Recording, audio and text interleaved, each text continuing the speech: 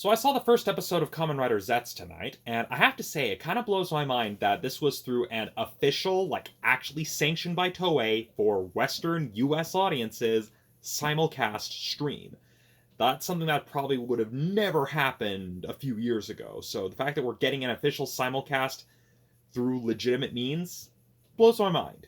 So, naturally, if you're watching this and it's not yet Tuesday, September 9th, what you'll want to do is you want to go to YouTube, go to the Tokushoutsu YouTube channel, and push on the live stream, because how they do it is that they are premiering the episodes on Saturday evenings around 7:30 Pacific time. So if you're in Utah, that would be 5:30 here. Oh, no, 6:30 here. Math. And so it would be 7:30 Pacific time, and then after it first premieres, they then stream the episode on a loop through Monday. So if it's not yet Tuesday, September 9th when you're watching this, go to the YouTube channel, Tokushoutsu, and you can watch it there. I'm not going to necessarily go into spoilers, mostly because I want to talk about instead kind of my first impressions here, going very much off the cuff here.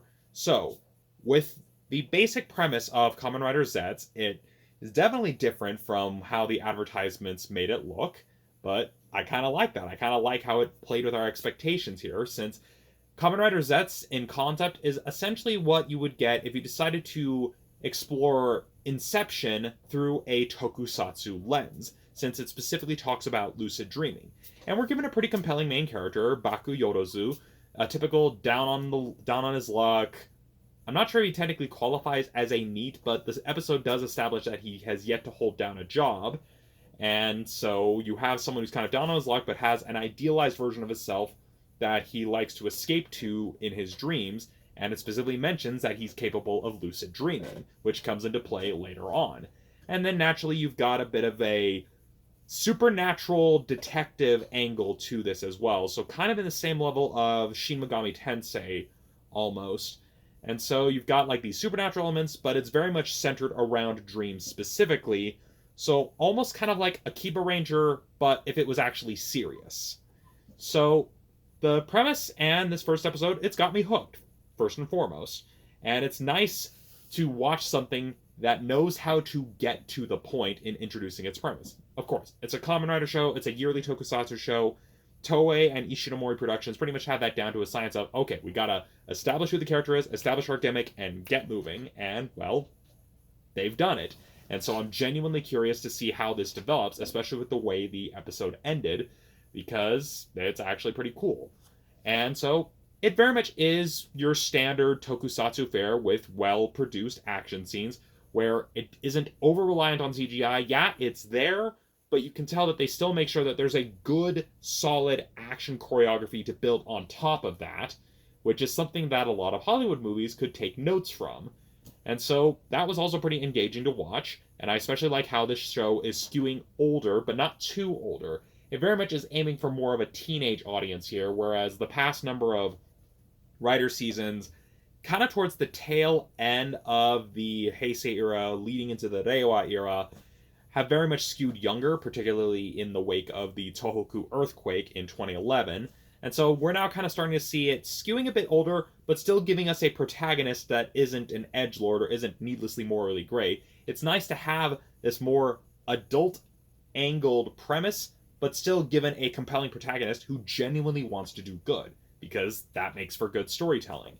In terms of the overall design of the rider suit, it's definitely interesting. It's fascinating that they're going with the driver being in the chest as opposed to it being on the waist, which is where it usually is historically. And it's nice that it's got some elements there. I saw a little bit of influences from Kuga and Agito. Or I guess it's Agito. I'm not sure if it's pronounced Agito or Agito. But you get kind of a little bit of that influence in terms of how the driver looks. And you get a very interesting and unique henshin sequence that feels like it's got a little bit of everything here, where you still have almost kind of like the motorcycle sort of premise here, kind of the rev up to it, just done in a different way. And so I like how it's kind of playing a bit, I wouldn't say fast and loose, it's just taking some of those familiar pieces from Kamen Rider suits and finding a new, kind of interesting way to work it in, especially given that it's going for more of a lucid dream sort of sequence here. And so, yeah, the suit itself, kind of simplistic, but it works with what they're trying to go for here. So, yeah. I don't really have much else to really say. It definitely was an interesting first episode. and I'm genuinely curious to see how they develop their premise. I'll just have to actually make sure to watch these episodes as they stream, since unlike a site like Crunchyroll or anything, I actually have to make sure I make time to sit down and watch it during the time it's available. So maybe that'll actually incentivize me to keep up with the series as it airs, because that's kind of been my problem following other Kamen Rider and Tokusatsu shows. I mean, I haven't even finished King Ultra. That's how far behind I am. So, yeah, if you've seen the first episode of Kamen Rider Zeztz, what did you guys think? Let me know in the comments below, and I will see you all next time when I feel the need to talk at my phone for at least 5 minutes.